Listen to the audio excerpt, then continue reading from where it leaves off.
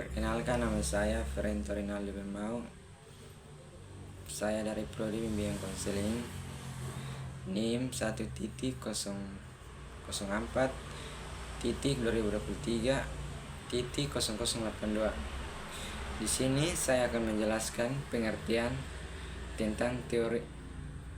tentang landasan yuridis bimbingan dan konseling. Landasan yuridis bimbingan dan konseling adalah sejarah dan perkembangan dari bimbingan dan konseling sebagai suatu profesi dan disiplin ilmu. Landasan juga membantu memahami dan mengevaluasi perkembangan bimbingan, konseling dan sebagai profesi yang terus berkembang. Landasan historis bimbingan dan konseling di sekolah meliputi beberapa perkembangan penting seperti yang pertama, abad ke-19, bimbingan dan konseling mulai diterapkan oleh pendidik untuk membantu peserta didik mengatasi masalah akademis dan emosional. Ini merupakan langkah awal dalam memperkenalkan konsep bimbingan dan konseling di sekolah. Yang kedua, abad ke-20. Bimbingan dan konseling mulai diterapkan secara luas di sekolah dan universitas, dan konsep-konsep baru tentang bimbingan dan konseling mulai dikembangkan. Periode setelah Perang Dunia Kedua, bimbingan dan konseling mulai diterapkan secara luas di sekolah untuk membantu peserta didik mengatasi masalah emosional dan sosial yang terhubung dengan perang. Era yang keempat, era modern. Bimbingan dan konseling mulai menjadi bagian dari sistem pendidikan dan kesehatan mental di sekolah.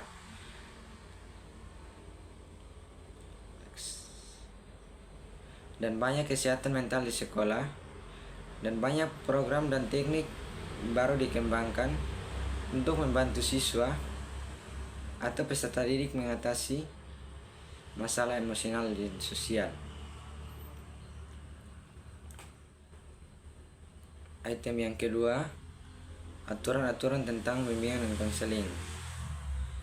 Yang pertama, dalam Permendikbud nomor 111 tahun 2014 tentang bimbingan dan konseling pada pendidikan dasar dan pendidikan menengah disebutkan bahwa bimbingan dan konseling sebagai bagian integrasi dari program pendidikan merupakan upaya memfasilitas dan memandirikan peserta didik dalam rangka tercapai perkembangan yang utuh optimal. Dalam jalur pendidikan formal, bimbingan dan konseling merupakan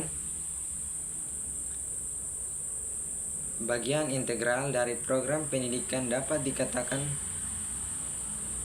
sebagai usaha yang dilaksanakan secara sadar dan terencana untuk mewujudkan suasana belajar dan proses pembelajaran. Tujuan pendidikan agar peserta didik secara aktif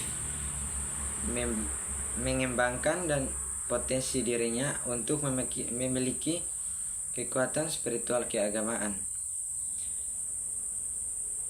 pengendalian diri, kepribadian, kecerdasan, akhlak mulia, serta keterampilan yang diperlukan dalam kehidupan dirinya, masyarakat, bangsa, dan negara. Undang-Undang Nomor 20 Tahun 2023.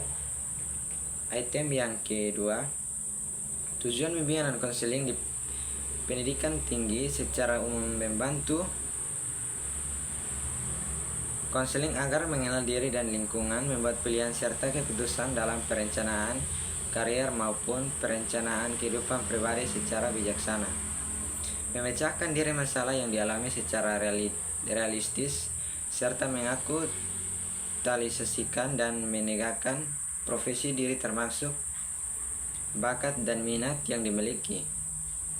Dengan demikian dapat dicapai kebahagiaan dan kesejahteraan hidupnya. Dalam penataan pendidikan, profesional, konselor, dan layanan bimbingan konseling dalam jalur pendidikan.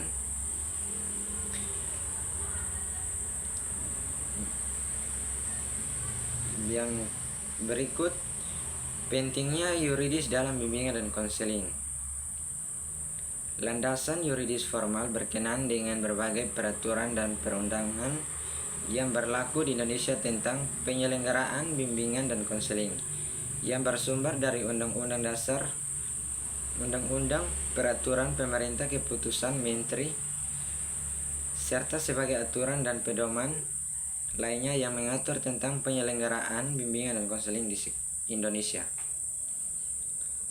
Yang pertama, kurikulum 1975 membagi 3 jenis layanan dalam jalur pendidikan formal, yaitu yang pertama, layanan manajemen dan supervisi, yang kedua, layanan pembelajaran, dan layanan bimbingan dan penyuluhan. Yang kedua, pemerintahan. PP nomor 28 dan 29 1990, bimbingan dan konseling, bantuan kepada peserta didik untuk memahami diri, mengenal lingkungan, dan merencanakan masa depan. Dan selanjutnya, bimbingan dan dilaksanakan oleh guru pembimbing. Yang ketiga, Keputusan Menteri PAN nomor 84 tahun 1993 tentang jabatan fungsional guru dan angka menegaskan tugas pokok guru pembimbing adalah menyusun program bimbingan, melaksanakan program bimbingan, mengevaluasi pelaksanaan program bimbingan, analisis hasil pelaksanaan bimbingan dan tidak lanjut pelaksanaan peserta atau program bimbingan terhadap peserta didik yang menjadi tanggung jawab sendiri. Selanjutnya, Peraturan Pemerintah PP nomor 19 tahun 2005 tentang Standar Nasional Pendidikan pasal 5 sampai dengan pasal 18 tentang standar isi untuk satuan pendidikan dan akademik. Peraturan Kemendiknas nomor 22 tahun 2006 tentang standar isi untuk satuan pendidikan dasar dan menengah yang memuat pengembangan diri peserta didik dalam struktur KTSP, difasilitasi dan atau dibimbing oleh konselor, guru atau ketenaga pendidikan. Yang ketujuh, yang keenam, Keputusan Dirjen PMTK tahun 2007 tentang rambu-rambu penyelenggaraan bimbingan dan konseling dalam jalur pendidikan formal yang berisi panduan penyelenggaraan bimbingan dan konseling di jalur pendidikan formal.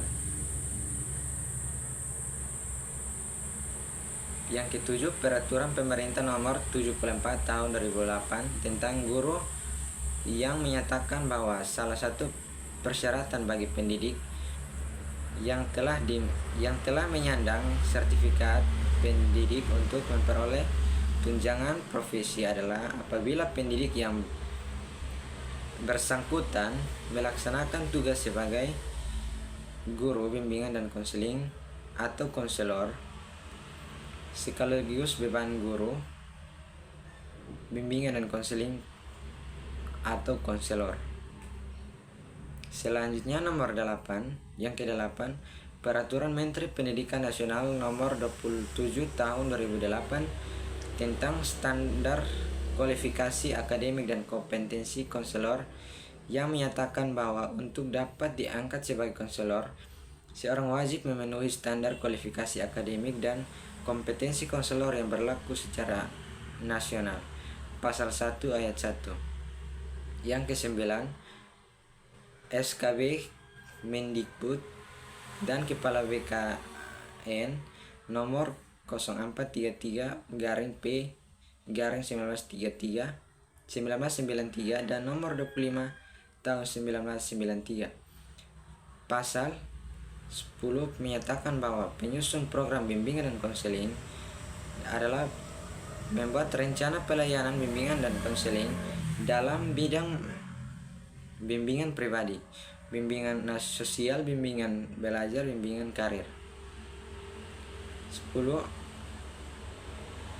Kemendikbud nomor 25/0/1995 pasal 1 menyatakan bahwa bimbingan dan konseling adalah pelayanan bantuan untuk peserta didik baik secara perorangan maupun kelompok agar mampu mandiri dan berkembang secara optimal dalam bimbingan konseling maupun bimbingan sosial, bimbingan belajar, dan bimbingan karier melalui berbagai jenis layanan dan kegiatan pendukung berdasarkan norma-norma yang berlaku. Yang terakhir 11 SK Mendikbud nomor 25/0/1995 pasal 5 tentang tugas guru pembimbing. Di antaranya setiap guru pembimbing diberi tugas bimbingan dan konseling sekurang-kurangnya terhadap 150 siswa. Terima kasih hasil penjelasan dari saya yang secara singkat. Waktu dan kesempatan. Terima kasih.